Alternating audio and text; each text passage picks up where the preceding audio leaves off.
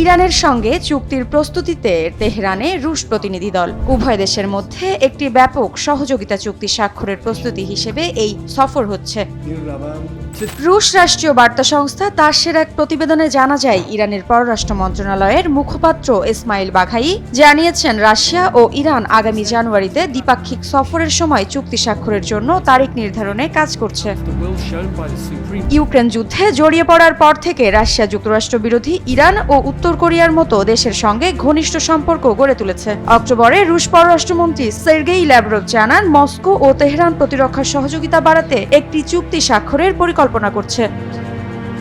তেহরানে পৌঁছানো রুশ প্রতিনিধি দলটি নেতৃত্ব দিচ্ছেন উপপ্রধানমন্ত্রী আলেক্সেই ওভারচুক এবং ভিটালি সাভেলিভ। রুশ বার্তা সংস্থা ইন্টারফ্যাক্স জানিয়েছে, আলোচনায় ইরান ও ইউরেশিয়ান ইকোনমিক ইউনিয়নের দেশগুলোর মধ্যে মুক্ত বাণিজ্য চুক্তি নিয়ে কাজ করার বিষয়টি অন্তর্ভুক্ত থাকবে।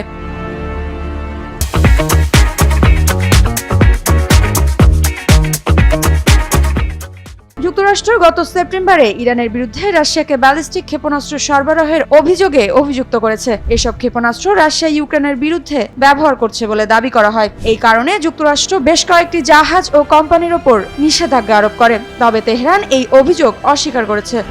মৃত্তিকা বিশ্বাস, নিউজ 24।